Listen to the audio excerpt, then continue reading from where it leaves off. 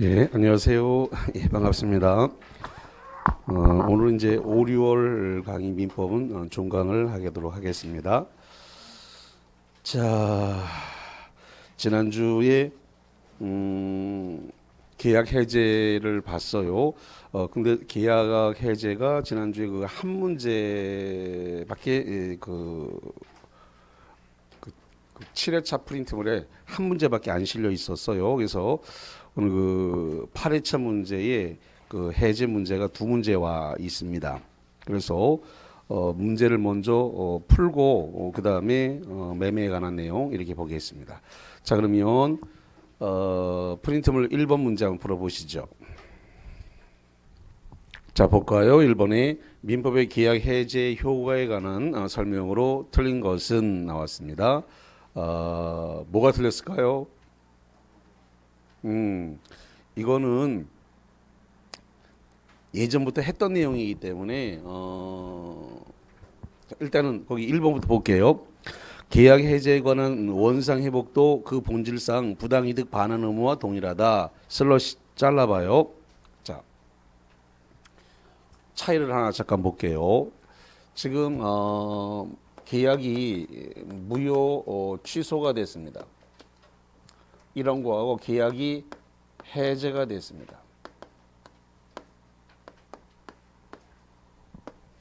무효 취소나 계약 해제나 계약 자체가 실효라고 하는 말은 효력을 잃는다는 겁니다. 실효된다는 점에서는 동일한데 회복하는데 방법이 달라요. 요 무효와 취소는 이렇게 돼 있단 말이죠. 소급 무효다. 계약 해제가 되면 소급 무효다. 똑같아. 근데 2번 사항에서 달라져요. 2번 사항에서 무효와 취소는 2번 사항이 뭐라고 판세드렸을까요? 부당이득 반환이라고 해줬는데 노트 보세요. 노트에 보면 무효 취소 2번은 부당이득 반환이라고 되어 있습니다. 노트에 보시면 그렇게 되어 있나요? 뭐라 되어 있다고요? 부당이득 반환.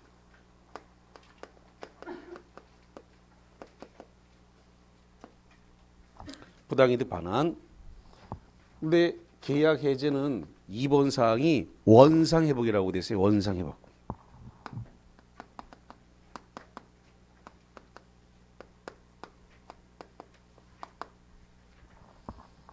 그러면 지금 차이가 나는 게 지금 2번에서 차이가 났는데 이 부당이득 반환은 선의 악의에 따라서 반환 범위가 다르다는 거예요. 선의하고 그다음에 그 제한 능력자는 현존 이익을 반환합니다.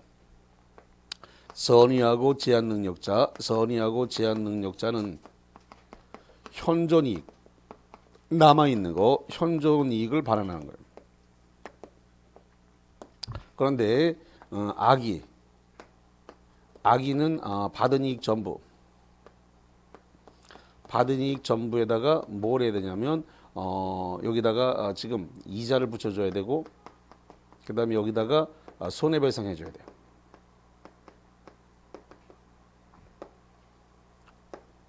그래서 부당이득 반환은 선의 악의에 따라서 반환 범위가 다르다.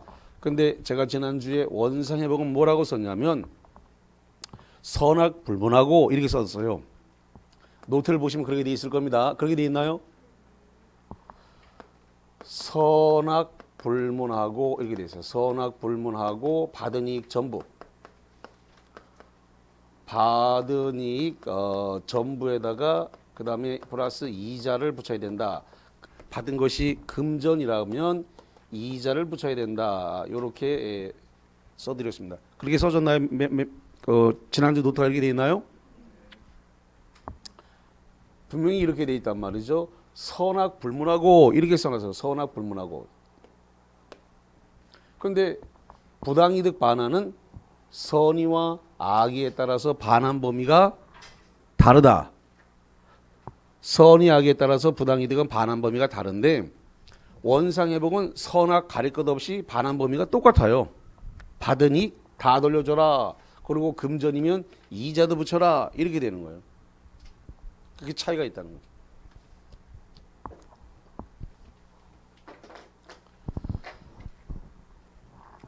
여러분 어려운 걸 해야 시험 문제를 맞히는 게 아니거든요. 시험 문제는 제가 노트에 해드린 거 그것만 반복적으로 봐도 충분히 문제를 맞춥니다. 나머지는 판례만 조금 몇 개만 더 추가하면 돼요. 그래서 판례 특강해서 판례만 추가하게 되면 맞추는데 아무 문제가 없어요. 그 틀이 굉장히 중요한 틀이기 때문에 자꾸 어려운 걸 찾아서 다닐 필요가 없어요. 시험 문제는 쉬운 거하고 중급 문제가 더 많아요. 어려운 거는 30%밖에 안 돼요. 30%. 난이도 상에 해당되는 것은 30% 사실 안 돼요. 한 20% 정도밖에 안 돼요. 그런 거 다 틀려도 합격하는데 아무 문제가 없습니다. 그래서 가장 기본적인 문제하고 중급 문제까지만 해결하면 합격하는데 아무 문제가 없어요. 70점 맞는데 아무 문제가 없다는 거예요. 자, 그 1번 보세요. 1번에 계약의 해제에서 원상 회복 의무도 그 본질상 부당이득 반환 의무와 동일하다. 다만 이익의 현존 여부나 선의악의를 불문하고 받은 급부의 전체를 반환한다. 그렇습니다. 이게 부당이득은 선의악의를 따져야 되지만 원상 회복은 선악 불문하고 받은 이익 전부를 돌려주는 거다 이 말이에요. 그래서 이거 부당이득과 원상 회복의 차이점에 대한 문제가 올라온 거예요. 그 1번 지문이. 무효 취소했을 때와 계약 해지했을 때의 1번 사항은 소급 무효가 더 똑같지만 2번 사항이 차이가 나는데 이제 그 차이를 구분할 줄 아는가? 여러분 노트에 그 무효 취소 딱 여러분 분명히 이렇게 돼 있어요. 1번 소급 무효, 2번 부당이득 반환 분명히 이렇게 돼 있습니다. 노트를 열어보세요. 자, 2번 동그라미 갑니다. 2번 동그라미. 거기 금전의 경우에는 받은 날로부터 반환받을 때까지의 이자를 가산해 받는다. 여기 써놨네요. 만약에 금전을 받았으면 뭘 붙여야 한다고요? 이자를 붙여야 된다 이거. 그 다음에 세 번째 이것도 지난주에 해줬어요. 지난주에 이거 다 해드렸거든요. 그래서 지난주에 이게 다 썼던 내용이니까 그래서 금전이면 이자를 붙여야 된다.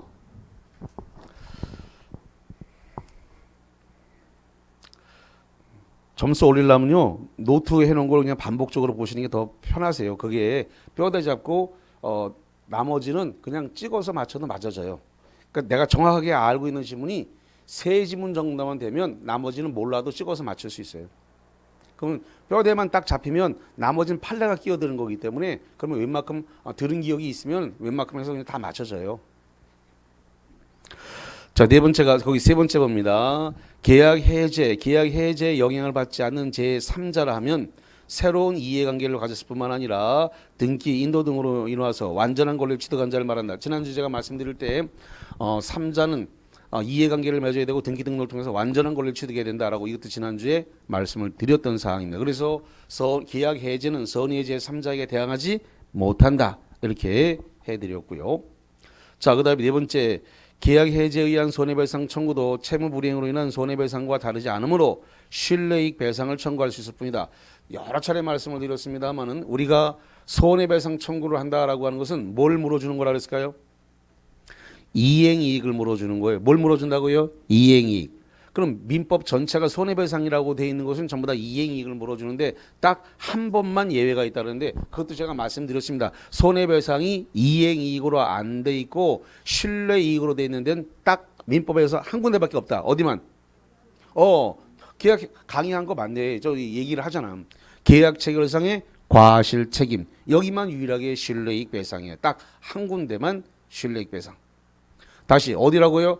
계약 체결상의 과실 책임. 거기만 손해배상이 신뢰 이익 배상이고 그 외에 손해배상이라고 돼 있는 말은 전부 다 뭐로 돼 있다고요? 이행이익을 배상하라.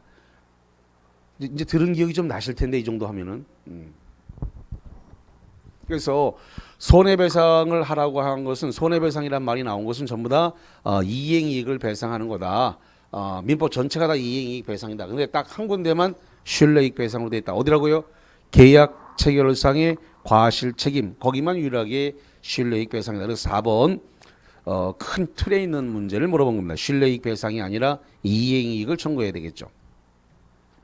다섯 번째, 황무지가 답으로 개간된 경우에는 계약의 목적물이 가공이나 개조에 의하여 다른 종류의 물건으로 변경된 때에 해당하므로 해제권을 행사할 수 없다. 건 이제 판례 지문이니까 한번 눈에 익히면 그 다음에는 이제 이런 거 가지고 고민할 필요가 없습니다. 자, 여기 잠깐 보면 이렇게 돼 있네요.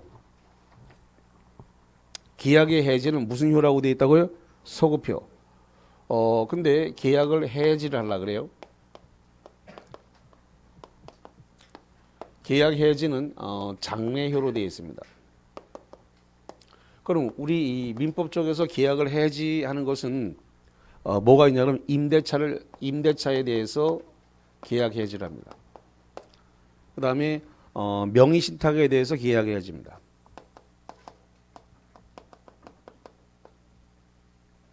자, 이런 것들은 임대차를 해지하거나 명의신탁을 해지하면 전부 다 효력이 어떻게 발생한다고요?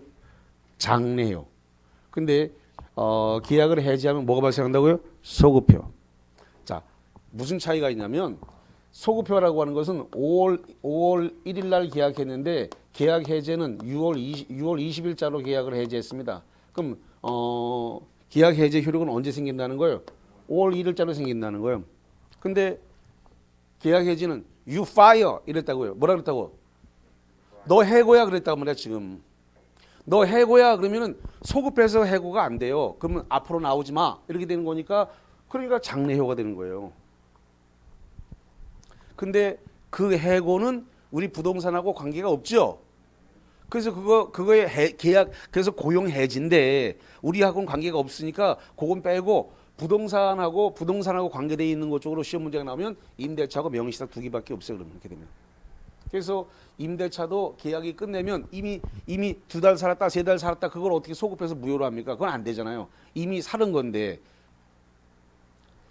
그러니까 이제 방 빼 이렇게 되는 거니까 이제 앞으로 못 살게 만드는 거니까 장래효죠. 그러니까 임대차, 명의신탁 다 그렇습니다. 자, 2번 문제 풀어보시기 바랍니다. 자, 2번에다 별표 2개 찍어 봅시다. 계약의 해제와 해제에 관한 판례이다. 다음 중 틀린 것은 내가 다 떠먹여 줬는데 이거 떠먹지 못하면 어떡하지 이거? 접시에 코를 박으라 해야 되나? 어떻게 해야 되나 이거? 자, 몇 번이 이거 틀렸다? 5번 틀렸다. 이러고도 못 맞히면 내가 이렇게까지 해줬는데 이걸 못 맞히면 이건 정말로 문제가 있는 거지. 자, 1번에 부동산 매도인이 중도금의 수령을 거절하였을 뿐만 아니라 계약을 이행하지 아니할 뜻을 명백했다. 밑줄 보세요. 계약을 이행하지 아니할 의사를 명백했다. 이행하지 않겠다는 뜻을 명백히 했는데 거기다 대고 최고하고 뭐하고 해봐야 아무 소용 없어요. 그렇기 때문에 이행하지 않겠다는 뜻을 명백히 한 것은 최고 없이 막바로 계약을 해지할 수 있습니다. 두 번째, 민법상 매도인에게 사정 변경의 권리를 내세워 매매 계약을 해지할 수 있는 권리가 생기지 않는다. 이건 원칙이에요. 예외적으로는 있습니다. 예를 들어서 이렇습니다. 매매 계약을 했어요. 매매 계약을 했는데 한 20일이나 한 달 뒤에 그 토지를 매매했는데 거기 거래하고 난 그 땅이 신도시 발표가 났어요. 그래서 아직 그 등기 넘겨주려고 그러면은 아직 그 한 보름이나 20일 더 있어야 되는데 신도시 발표가 났습니다. 그러니까 매도인이 아이고야 신도시 발표가 나서 사정 변경에 따라서 나 이거 못 판다. 이렇게 나올 수 있다 없다? 없다니까요. 신도시 발표를 난 걸 갖다가 그걸 사정 변경을 들어가지고 계약을 해지할 수 있냐? 그러면 우리나라 질서가 어지러워져서 안 돼요. 그래서 사정 변경을 들어서 계약 해지는 못 해요. 원칙입니다. 그러나 예외는 있어요. 천재지변이라든가 불가항력적인 사유가 발생했을 때는 사정 변경을 들어서 해지할 수 있다는 예외는 있습니다. 그러나 원칙적으로 사정 변경을 들어서 계약을 해지는 안 됩니다. 단 천재지변 불가항력적인 사정 변경은 가능해요. 그러면 단서가 나와야 돼요. 그걸 갖다가 사정 변경도 구체적인 단서가 올라와야 돼요. 그래서 그냥 단순한 사정 변경이라고 줬을 때는 원칙론을 적용해서 해제가 되지 않는 겁니다. 맞고요. 세 번째, 최고를 하면서 최고 기간을 보통 얼마를 준다 그랬어요? 15일에서 30일 주죠. 30일을 주면서 예를 들어서 이렇게 되는 거예요. 5월 1일 날 발송을 했습니다. 5월 1일 날 발송을 하면서 5월 31일까지 답변을 주세요. 아니면 이행을 하세요. 이행을 해야 되는데 5월 30일까지 이행 안 하면 이 계약은 해제된 것으로 보겠습니다. 이렇게 해가지고 최고장을 물론 변제기는 이미 지났죠. 변제기가 지났으니까 최고장을 지금 보낸 거죠. 변제기가 지났으니까 최고장을 보내면서 한 달을 준 거예요. 그래서 요때까지 이행을 하시고 요때까지 이행 안 하면 계약은 해제된 것을 보겠습니다. 이렇게 최고장을 보내도 그것은 효력이 있다는 겁니다. 유효다 이거죠. 그 다음에 네 번째, 계약의 해제로 인한 원상회복 청구권은 소유권에 기한 물권적 청구권으로서 소멸시효에 걸리지 않는다. 맞아요. 왜 안 걸릴까요?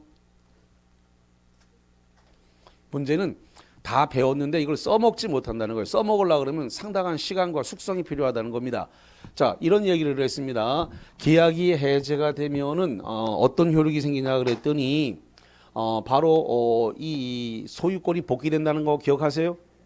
소유권의 복귀로서 이걸 갖다가 유인성 이렇게 했습니다. 유인성. 그러면 매도인에게 소유권이 돌아왔으니까 소유권에 기해서 원상 회복을 청구하는 거니까 소유자가 자기 부동산 돌려달라고 하는 거니까 물권적 청구권 중에서 반환 청구권에 해당되는 거란 말이에요. 이해되셨나요? 계약이 해제가 되면 소유권 복귀한다는 건 지난주에 들으셨죠? 예, 그 유인성이라고 했고, 그러니까 소유권이 바로 해제하겠다는 의사표시가 상대방에 딱 도달하는 순간 상대방의 동의 승낙이 없이 바로 소유권은 막바로 매도인에게 되돌아와 버리는 거예요. 동의 승낙을 받을 필요가 없어요. 왜 그렇게 돼 있다? 법이 그렇다. 왜 소유권이 돌아간다고요? 법이 그렇다니까. 팔았어도 소유권은 자동으로 돌아간다. 달라고 안 해도 소유권이 자동으로 복귀가 된다. 법이 그렇게 돼 있다니까. 그러니까 주세요 말고 주세요 돌려주세요 이런 얘기할 필요가 없어요. 해제하겠다 의사표시가 딱 도달하는 순간 바로 소유권은 되돌아가 버리는 거예요. 소유권이 복귀가 되는 거예요. 그게. 법이 그래요. 법이.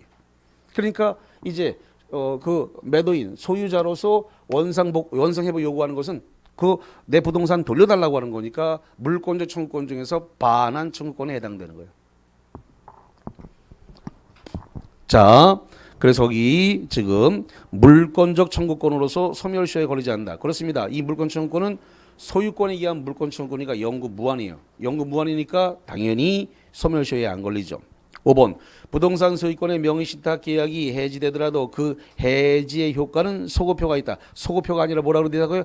장래효. 다 알려줬다. 다 알려줬어.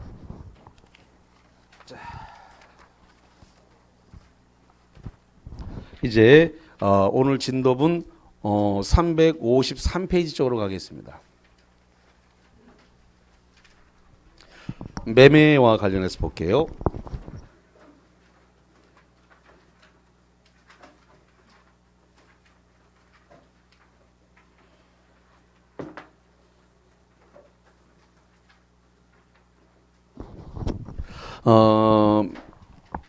우리가 지금 막 보기 시작한 게 지금 매매를 봤는데요.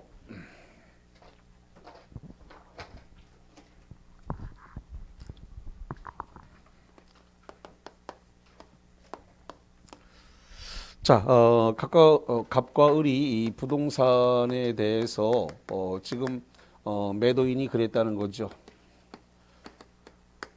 내 부동산 3억에 사시겠다 그러면 내 재산권을 내 재산권을 이전해 줄 용의가 있다라고 재산권 이전을 갖다가 약정을 했습니다. 그랬더니 을이 그거 재산권 넘겨준다면 내가 3억에 대금을 지급할 용의가 있다. 그래서 승낙을 했습니다. 대금 지급할 용의가 있다라고 승낙을 했네요.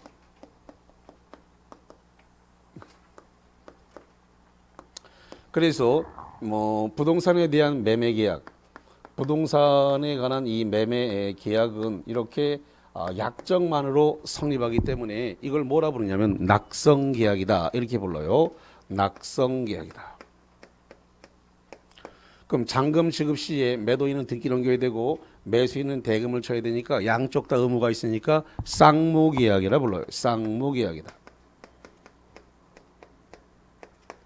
매도인이 자기 재산권을 이전하니까 매도인의 재산권은 줄어들고 매수인의 재산권은 늘죠. 그렇게 이렇게 된 것을 유상계약이라 그래요. 문제는 이러한 계약에 대해서 아무런 방식을 요하지 않기 때문에 구두로 해도 되고 서면으로 해도 되고 묵시적으로 해도 되기 때문에 이걸 불료식이다 이렇게 얘기를 해요.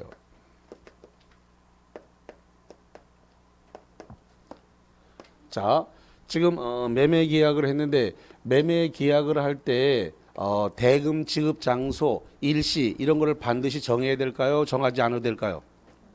정하지 않아도 돼요. 그냥 부동산 내 부동산 3억에 넘기겠다.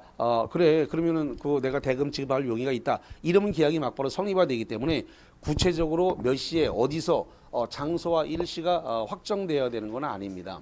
그래서 매매 계약은 그냥 약정, 그러니까 큰 틀에서 약정만 되면 성립되는 거예요. 3억 대금 지급하겠다. 이렇게 약정만 하면 계약이 성립되기 때문에 구체적으로 일시와 장소, 시간 이런 것까지 다 확정돼야만이 매매가 성립되는 건 아니에요. 그래서 그런 것까지 요하지는 않습니다. 자, 그다음에 지금 매매를 하게 되면 지금 매매 비용이라는 게 있는데 이 매매 비용에 대해서는 쌍방이 균분해서 부담한다 이렇게 돼 있어요. 다시 한번 매매 비용은 어떻게 한다고요? 쌍방이 균분하여 부담한다 이렇게 돼 있어요. 균분하여 부담한다. 쌍방이 균분해서 부담하는데 그 매매 비용이 뭐가 있느냐? 매매 비용으로 들어가는 게 대표적인 게 뭐냐 그러면 측량 비용을 대표적인 매매 비용으로 말. 측량 비용. 그다음에 두 번째로서 감정 평가 비용입니다. 감정 평가 비용.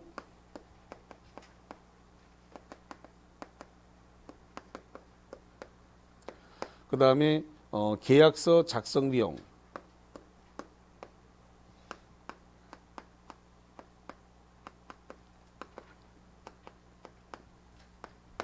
이런 것들은 매매 비용으로 보게 됩니다.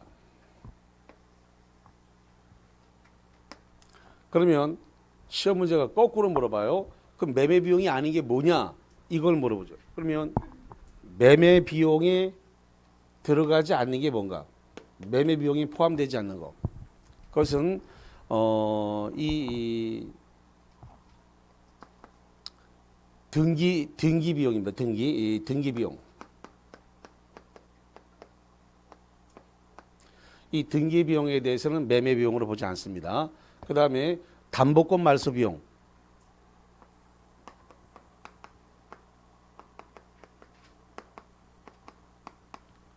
이런 것들은 등기 비용이라든가 여기서 등기 비용이라는 것은 이제 소유권 이전 등기 하는 거 이런 거 그다음에 말소 등기 이런 것들은 전부 다 매매 비용으로 보지 않습니다.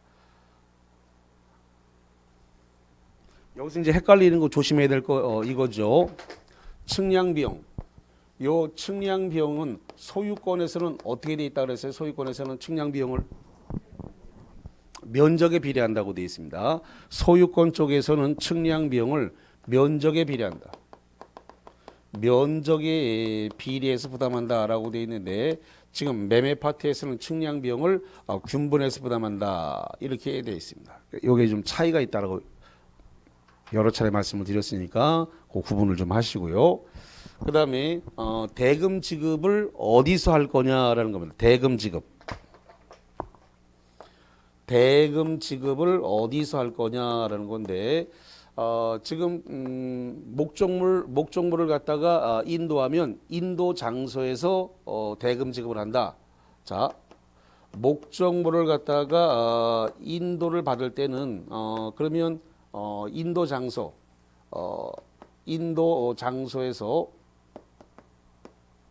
대금 지급을 한다 이렇게 돼 있어요.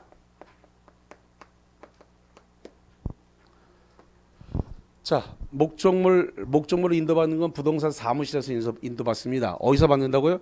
부동산 사무실에서 열쇠 열쇠 딱 넘겨주면 부동산은 어차피 들고 다닐 수 있는 물건이 아니니까 그럼 잠궈놨을 거란 말이죠. 그 잠궈놨으니까 잠궈놓은 키를 딱 넘겨받으면 부동산 넘겨받는 거예요. 그럼 부동산을 넘겨받은 장소가 중개사무소니까 중개사무소에서 대금도 치는 거예요. 그래서 대금 지급 장소에서 목적물을 인도하니까 대금 지급 장소에서 한다. 그런데 만약에 대금 지급 장소, 목적물 인도 장소를 정하지 않았다. 약정이 없다. 목적물 인도, 대금을 어디서 칠 건가를 약정을 안 했습니다. 약정을 안 했을 때는 부동산 그 부동산 소재지입니다. 그래서 부동산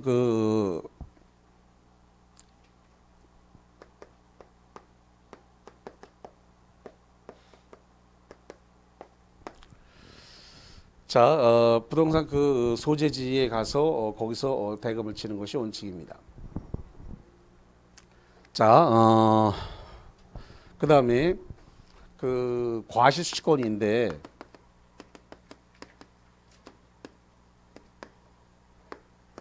과실수취권은 목적물을 갖다가 인도 전까지 원칙이 목적물 인도입니다. 목적물 인도 전까지 이때까지의 과실은 누가 수취하는 거냐면 매도인이 수취합니다.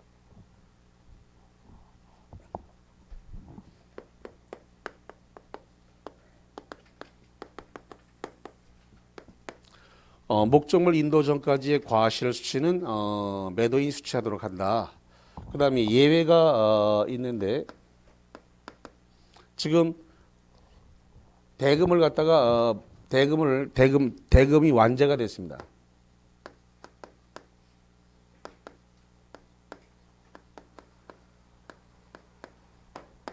대금이 완제가 되면 완제 이후부터는 매수인한테 과실수익이 넘어갑니다.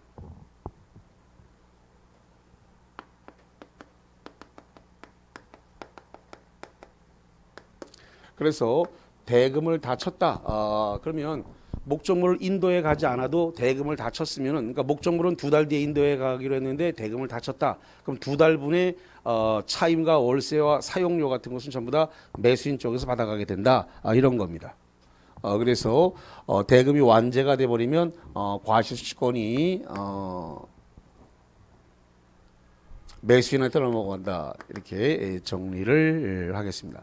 그리고 목적물을 인도할 때는 완전물을 넘겨야 됩니다.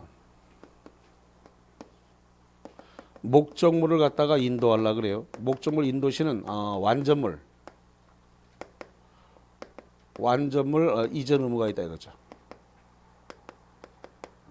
자, 완전물 인도 의무가 있다는 말이 뭐냐면 그 부동산에 만약에 압류라든가 압류, 가압류, 가처분 또는 뭐 그 저당권 이런 담보권이 있으면 이런 거 전부 다 말소를 해줘야 된다 이거죠.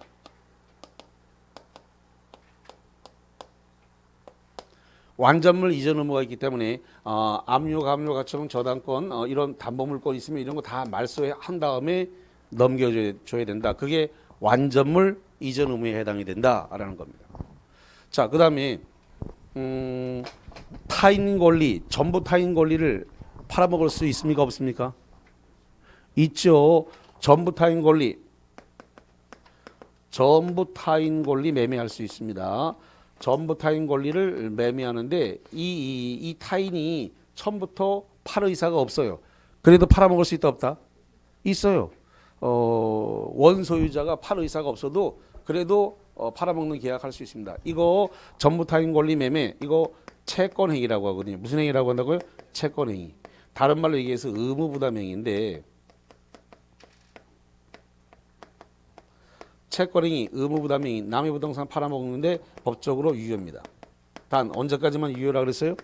이행기까지만 유효. 이행기까지 남의 부동산이니까 등기 받아다가 넘겨주면 아무 문제가 없어요. 문제는 이행기에 그 타인 부동산을 등기를 못 넘기면 이제 담보 책임 문제가 발생을 하는 겁니다. 그래서 전부 타인 권리 매매 그 타인이 팔 의사, 처분 의사가 없다 하더라도 그 채권행위, 의무부담행위는 사법상 효력이 유효다. 이렇게 정리를 하겠습니다. 자, 그래서 거기와 관련된 내용 쭉 봤네요.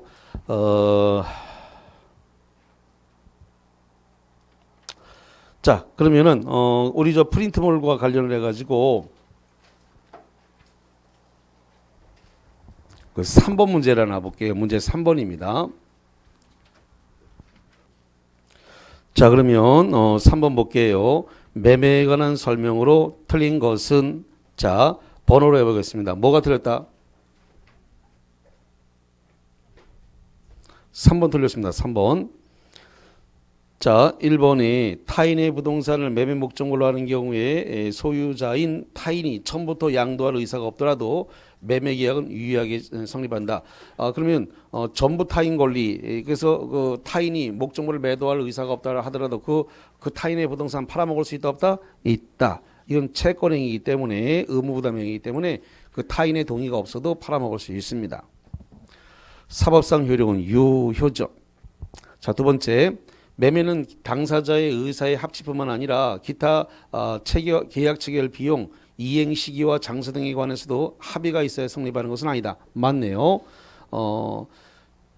매매 계약이라는 것은 큰 틀에서 그냥 얼마에 하겠다, 그럼 대금 재산권 이전하겠다, 대금 지급하겠다, 이 약정만 있으면 성립하는 거기 때문에 구체적으로 장소와 시기와 일시 이게 다 확정돼야 될 필요는 없어요.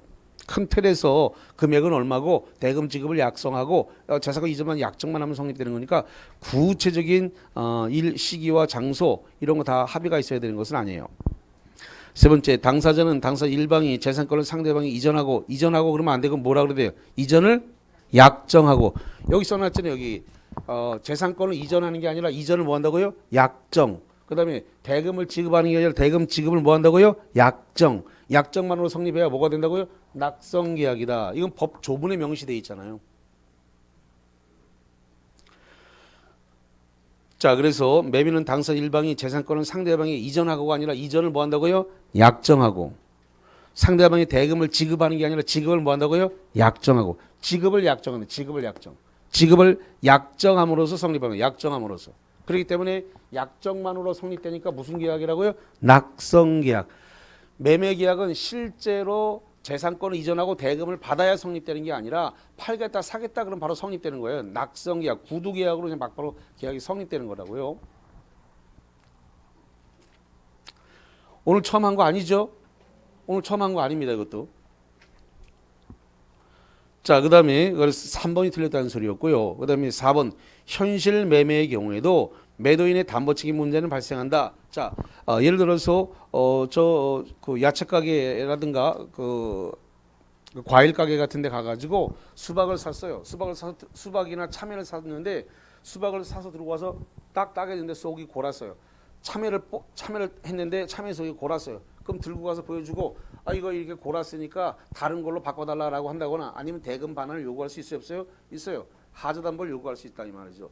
그 다음에 쌀을 사왔는데 쌀 그 봉지 안에 지금 생지가 들었습니다. 그럼 다른 걸로 바꿔달라고 하다든가 아니면 그 쌀값은 그냥 반환해달라 이렇게 요구할 수 있습니다. 현실 매매라고 하는 것은 돈 주면 바로 사올 수 있는 게 현실 매매예요. 그러니까 슈퍼마켓에 가서 장바구니에 담아갖고 딱 올려서 그냥 바로 계산할 수 있으면 현실 매매가 됩니다. 뭐 아니면 시장에 가서 할머니들이 무슨 여기 무슨 시장이죠?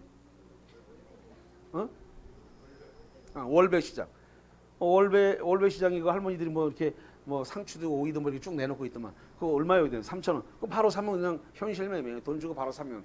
근데 부동산이라는 건 돈 주고 바로 사진 못하죠. 왜냐? 계약금 주고 중도금 주고 잔금 주고 한 달에서 두 달 정도 시간을 걸려야 살 수 있지. 바로 가서 딱 바로 그냥 목적물 인도해 오진 못한단 말이죠. 시간이 걸린다면 보통 한 달, 두 달 이렇게 시간이 걸리죠. 현실 매매는 돈 주면 바로 사올 수 있어요. 그 현실 매매에 대해서도 뭐는 적용된다고요? 담보 책임. 물건에 하자가 있으면 바꿔달라 또는 다른 걸로 바꿔달라든가 아니면 그냥 변상해달라라고 요구할 수 있죠. 자, 그래서 현실 매매에도 매도인의 담보 책임 발생을 하는 것이고요. 그 다음에 5번에 매매 목적물인 재산권은 매매 당시에 현존하거나 특정되지 않아도 매매 계약은 유효하게 성립한다. 그렇기 때문에 모델하우스 견본주택을 보고 계약을 하는데, 그러면 모델하우스 견본주택을 봤다는 것은 그 아파트가 현존해요, 현존하지 않아요? 현존하지 않죠. 모델하우스를 보여줬다라고 하는 말은 뭐예요? 존재하지 않는 물건을 이렇게 지어주겠다. 앞으로 내가 이렇게 2년 뒤에 이렇게 지어서 공급할게 라고 하는 것을 보여주니까 현존하지는 않죠. 특정되지 않았습니다. 그래서 현존하거나 특정되지 않아도 모델하우스 견본주택을 보고 우리는 계약을 합니다. 그렇기 때문에 유효하게 계약은 성립한다라고 하는 말은 맞다. 이렇게 되는 거죠. 좋습니다. 그래서 거기까지 관련 내용을 쫙 보셨네요. 이제 354페이지로 왔습니다. 들으면 다 알겠죠?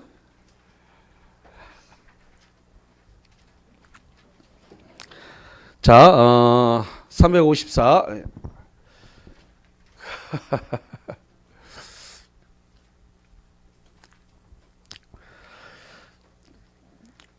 9월달 셋째 주, 넷째 주 가면 다 맞춰져요. 너무 걱정하지 마. 그렇게 썩은 얼굴로 하면 나 강의 못해. 자꾸 그런 표정 지면.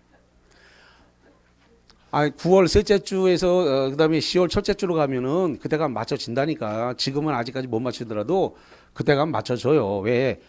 그때 가면은 이제 아주 정선된 문제로 해가지고 계속 매주 시험 보고 채점하고 해설을 갖다 하다 보면 문제가 눈에 익어가지고, 그러니까 문제가 2,000문제를 풀어야 얼마큼 익숙해져요. 그러면 7월, 8월에 이제 문제집만 가지고 문제를 풀 거 아닙니까?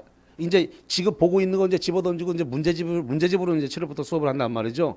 그러니까 문제집 가지고 문제를 풀고 9, 10월에 문제 또 하고 하면은 과목별로 한 2,000문제를 다루게 되면, 그때 되면은 지문이 눈에 익기 때문에 그만 턱턱턱 찍어진다고. 그러니까 지금 가지고 판단하지 말란 말이에요. 이거 되겠나 뭐 이런 표정들이 지금 상당히 그런 표정인데 그거 걱정하지 마세요. 그대요 걱정하지 말아요. 음이 안 맞아. 2,000문제 정도는 과목별로 2,000문제 정도는 풀어야 그게 가능해져요. 근데 아직 그 정도 문제 안 풀었잖아. 그러니까 아직 지금까지 뭘 한 거냐? 이론 정리를. 근데 그럼 처음부터 문제를 풀지? 처음부터 문제풀이를 풀면 모래 위에다 집 짓는 거하고 똑같아요. 왜냐? 파도 한 번만 치면 다 그냥 쓰러져. 무슨 소리냐? 문제는 토시 하나, 컴마 하나, 숫자 하나 바꾸면 새로운 문제가 돼. 그렇게 되면 몇천 개를 만들어내서 그런 식으로 한다면. 그러니까 이론이 딱 서야 문제는 그냥 드르륵 일방적으로 그냥 막바로 해결할 수 있어요. 이론 정리가 중요한 거예요. 무엇보다. 문제는 그다음 이론이 딱 쓰고 난 다음에 문제는 그냥 일사천리로 풀 수 있어요. 그래서 문제를 풀기 위한 지금까지 워밍업을 한 것이거든요. 7월부터는 원 없이 문제 풀기 해줄 테니까 걱정하지 마. 원 없이 풀게 해줄게. 원 없이. 2,000문제 풀면 문제를 딱 보자마자 이거 뭘 물어보는 거다 금방 알 수 있어요. 그래서 그렇다고 해서 9월 첫째 주부터 여러분이 성적이 바로 나온다는 소리는 아니에요. 성적이 동형 모의고사가 간다 하더라도 바로 점수가 나오진 않아요. 그래서 9월 넷째 주에서 셋째 주, 넷째 주, 10월 첫째 주 이 정도 가면은 이제 합격 점수가 나와요. 제 경험상 그래.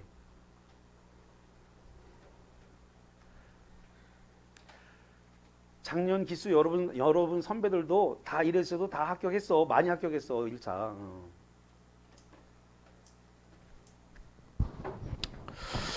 자, 봅시다.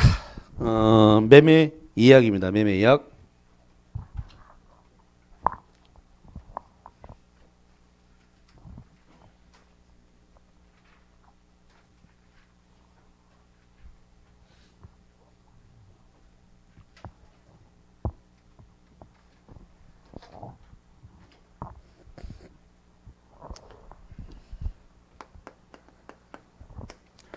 자, 갑의 부동산이 이렇게 있습니다.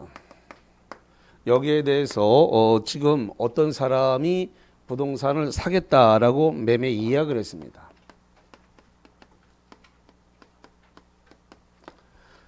매매 예약을 할 때는 대금을 얼마로 한다라고 정했죠. 정하고 예약이 됐고 이 예약을 한 것에 대해서 이 부동산에 뭐 할 수 있냐 그랬더니 이 부동산에 대해서 가등기 할 수 있습니다. 그래서 예약한 기간을 정해서 예약을 할 수도 있고 기간을 정하지 않고도 예약을 할 수도 있는데 좌우지간 돈이 준비가 돼서 그 부동산 살게요라고 주장하는 것을 매매 예약 완결권이라 그래요.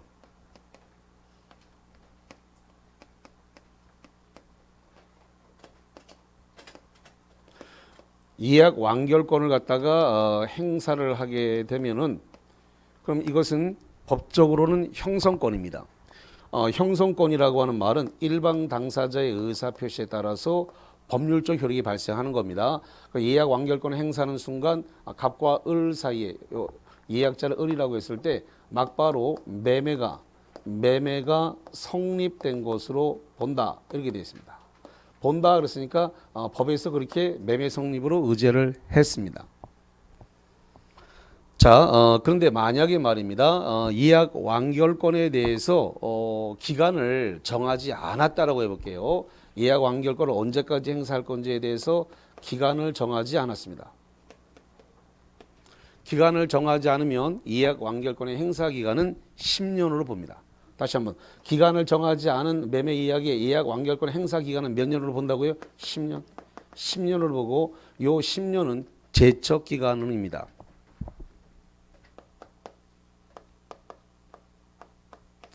제척 기간이라고 했으니까 제척 기간은 중단과 정지가 없습니다. 다시 한번 제척 기간이니까 뭐가 없다고요? 중단 또는 뭐가 없다고요? 정지.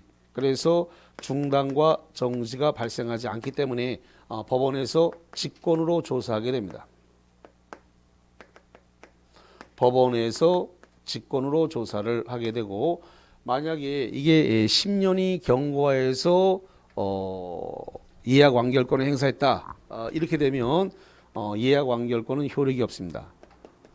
10년이 경과했다. 10년이 경과하게 되면 효력이 없어요. 예약 완결권은 효력을 발생하지 않는다라는 겁니다. 매매 예약도 뭐로 보는 거냐면 계약으로 보는 겁니다. 매매 예약도 계약으로 보고 계약이니까 이것은 채권 행위입니다.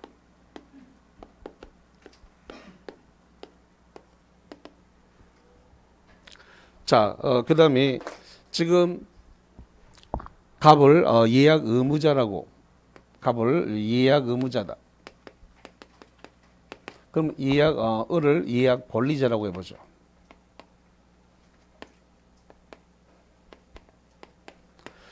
예약 의무자가 만약에 기간을 약정하지 않은 상태에서 매매 예약이 됐다라고 했을 때 예약 의무자는 상당한 기간을 정해서 예약 권리자에게 최고를 할 수 있습니다. 뭔 소리냐?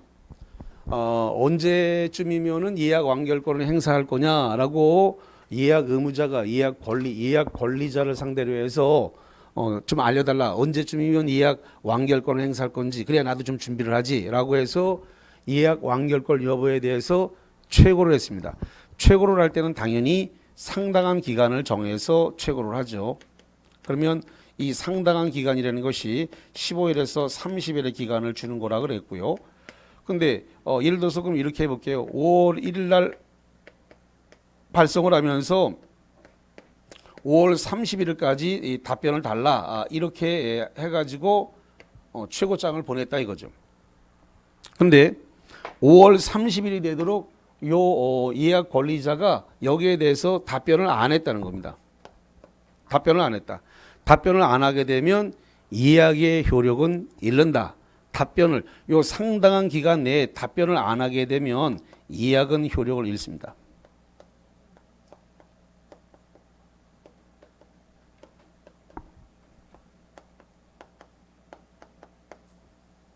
자, 그래서 예약 완결권에 관한 내용 이렇게 봤습니다. 자, 그 다음에 355페이지 쪽으로 가보니까 계약의 해제가 올라왔습니다. 계약의 해제다. 자,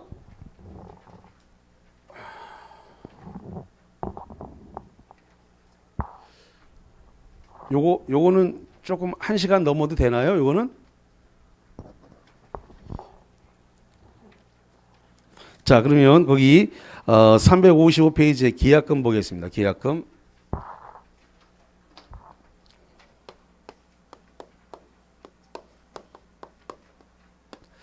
계약금은 요것은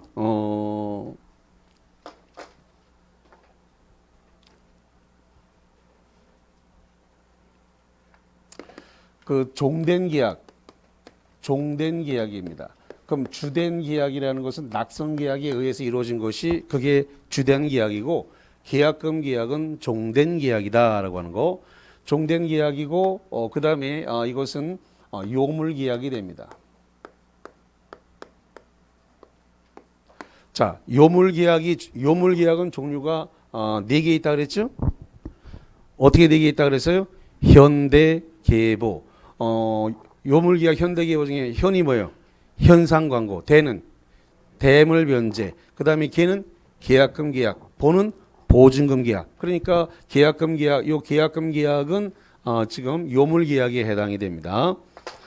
요 계약금 계약의 법적 성질이 그래서 요물 계약이다. 그런데 이 계약금 계약은 본 계약과 동시에 하든가 아니면 이후에 하든가 이렇게 해야 됩니다.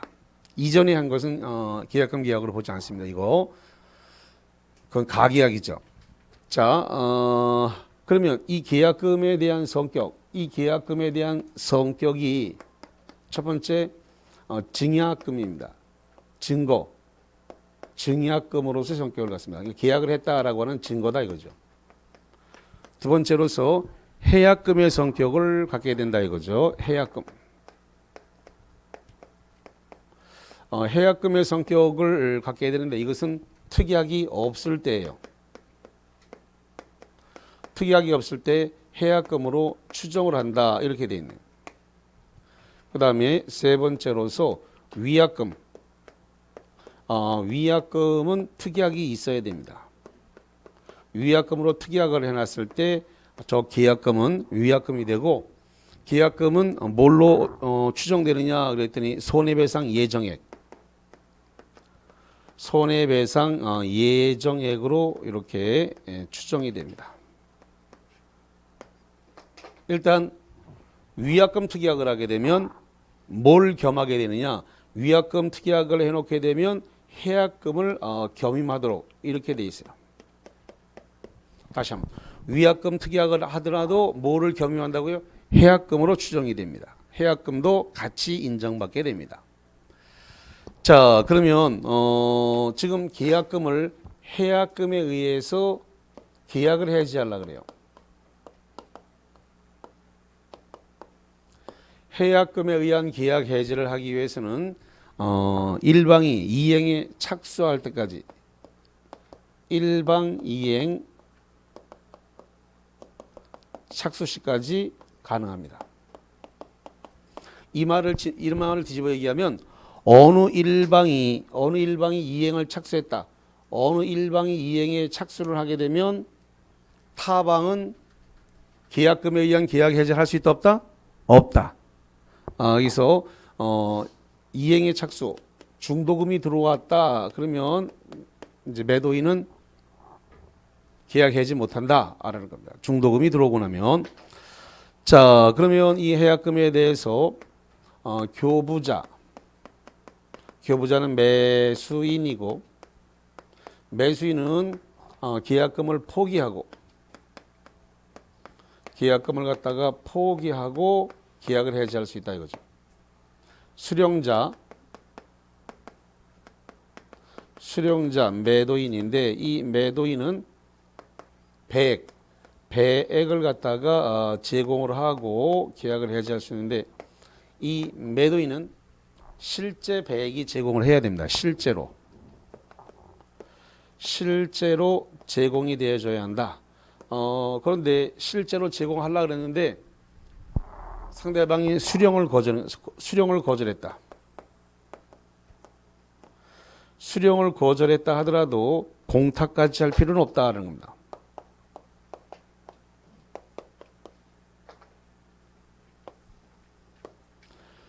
자, 해약금에 의해서 계약이 해제가 되면은 이것은 원상 회복 의무가 없어요. 원상 회복 의무가 없다. 그다음에 손해배상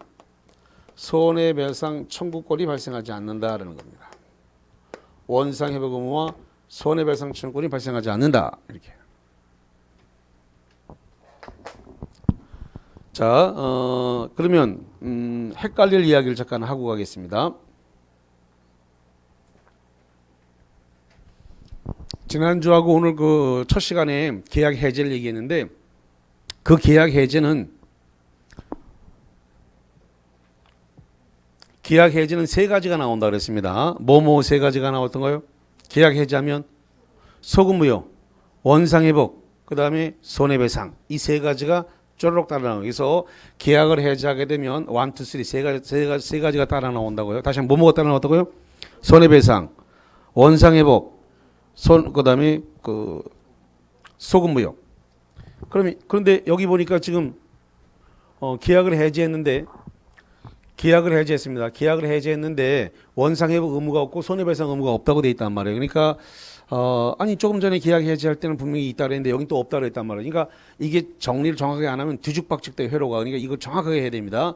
요거는 중도금 받기 전까지 계약이 해제가 됐을 때 그 해제는 원상회복 의무와 손해배상 의무가 없다라는 겁니다. 그럼 중도금을 받고 난 다음에 잔금을 받고 등기를 받았을 때 계약 해제가 아까 말했던 소급무효, 원상회복, 손해배상 청구. 이거는 중도금 받았다, 잔금 받았다, 등기 이전 받았다 이랬을 때 발생하는 거예요. 그거는요.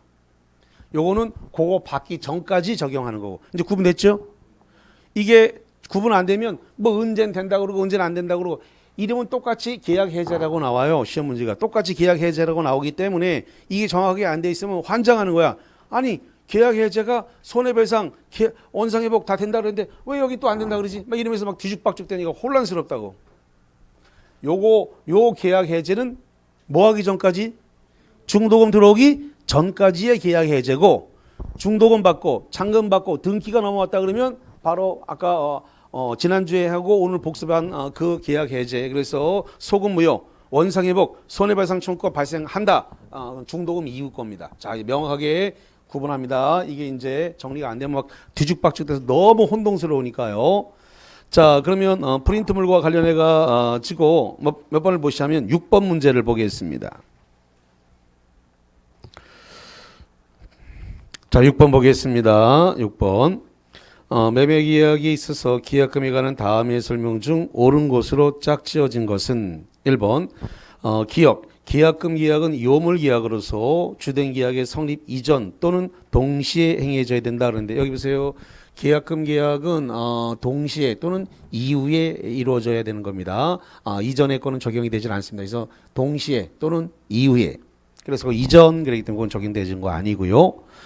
니은번에 계약금을 받은 매도인이 그 배액을 상환하고 계약을 해제하려면 계약의 해제 의사표시 외에 계약금 배액을 현실적으로 이행 제공으로 충분하고 상대방이 수령하지 않는다 하여 공탁까지 할 필요는 없다는 것이 판례다. 니은번 맞고.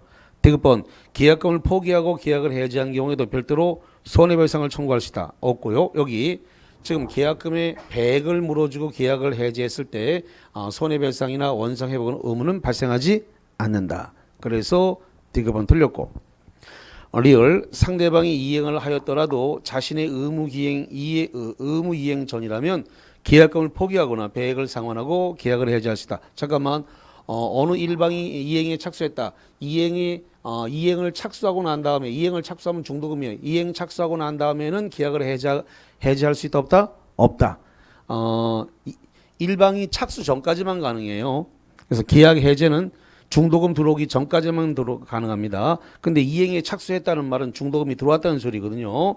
그래서 이행을 착수하면 타방은 그것이 계약을 포기하거나 배액을 상환하고 계약 해제는 못합니다. 어느 일방이라도 이행했으면 이제 계약금에 의한 계약 해제는 하지 못한다. 자, 틀렸고요. 그 다음에 미음 토지거래 허가구역 내 유동적 무효다. 유동적 무효 박스. 유동적 무효 상태에 잠깐만 유동적 무효라고 하는 말은 허가를 받았다는 거예요, 안 받았다는 거예요? 안 받은 상태예요. 토지거래 허가를 안 받은 상태를 뭐라고 한다고요? 유동적 무효예요. 그럼 유동적 무효 상태에서는 채권적 효력, 물권적 효력 다 없죠? 그 등기 달라고 요구하거나 중도금, 잔금 달라고 요구할 수는 없죠. 자, 유동적 무효 상태의 매매 계약에서 계약금을 부당이득으로 반환 청구할 수 없지만 슬롯이 자릅니다. 유동적 무효 상태에서는 계약금 반환 청구가 안 된다라고 무효 취소 파트, 유동적 무효에서 제가 판서 다 해드렸습니다. 이거를 돌려받으려면 계약금은 언제 돌려받으라 그랬어요? 언제 돌려받는다? 확정적 무효가 되면 돌려받는다. 그때 칠판에 써줬어요. 확정적 무효가 되면 돌려받는다고요. 자, 그래서 확정적 무효로 된 경우에는 반환 청구를 할 수 있고, 당사자는 계약을 포기하거나 계약의 배액을 당사자는 계약금을 포기하거나 배액을 상환하여 해약금에 의한 해제는 할 수 있다. 유동적 무효 상태에서 배액을 제공하고 해제하거나 계약금을 포기하고 계약 해제는 할 수 있습니다. 다시 한번 유동적 무효에서 매도인 2배 물어주고 계약 끝낼 수 있다고 없다고요? 있다. 그거 제가 노트에 해드렸어요. 거기 유동적 무효에 보면 매도인이 2배를 물어주고 그 계약 해제할 수 있다. 노트에 써놨습니다. 그거 가서 노트 꺼내 보시면 그렇게 돼 있을 겁니다. 자, 여러분 그 교재 잠깐만 받을게요. 357페이지를 보세요. 357페이지 그 꼭대기에 4번에 이행 착수에 해당하지 않는다. 매수인이 단순히 토지거래 허가를 신청하여 허가를 얻은 것은 이행의 착수가 아니므로 매도인은 토지거래 허가를 얻은 후에도 계약금의 2배를 제공하고 계약을 해지할 수 있다 없다? 있다. 이거 제가 써드렸잖아요. 그래서 매도인이 2배를 유동적 무효 상태에서 2배 물어주고 계약을 끝낼 수 있다 없다? 있다. 그래서 제가 이미 써드렸어요. 그러니까 유동적 무효 상태에서도 배액을 제공하고 계약 해지할 수 있다 없다? 있다. 마찬가지로 배액을 제공하고 해지할 수 있으면 계약금을 포기하고도 계약을 해지할 수 있다가 성립되는 거예요. 그래서 4번이 맞게 되는 겁니다. 비읍번 해약금에 의한 해제를 할 수 있는 기간은 당사자 쌍방이 이행에 착수할 때까지다. 아니죠. 쌍방이 아니라 일방. 어느 일방이 이행에 착수하면 그 다음부터는 계약금에 의한 해제는 안 돼요. 쌍방이 아니라 어느 일방. 자, 여기 써놨네요. 여기. 일방의 이행 착수 시까지만 계약의 해제가 가능하다. 일방, 쌍방이 아니라 일방, 일방이 이행에 착수할 때까지만 가능한 거예요. 그래서 쌍방이 아니라 어느 일방의 이행에 착수하면 계약 해제를 못한다라는 겁니다. 예.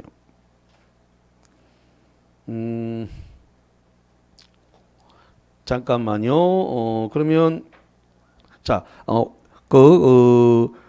여러분 교재 그 356페이지 잠깐 봐드릴게요. 그러면. 자, 356페이지 중간에 파란색 2번에 계약금에 의한 해지다. 계약금에 의한 해제가 해제 원인. 그래서 가격의 등락에 따라 채무 이행과 무관하게 해갈 수 있는데 해제 시기 일방의 이행 착수 전. 일방의 이행 착수가 뭐라고 써놨어요? 중도금 지급 뭐라고 돼 있어요? 전. 쌍방이 아니라 뭐라고 돼 있다고요? 일방. 거기 또 급소라고 딱 써놨네. 급소라고 거기에. 그래서 일방 쌍방이 이행 착수하는 게 아니라 일방의 이행 착수 전까지가 여기 써놨잖아. 일방 착수 전까지가 딱 됐다. 일방이라고 딱 써놨는데 왜? 그러니까. 그래서 결론 답은 2번이다라는 소리입니다. 쉬었다가 보겠습니다. 칠판 다 지우세요.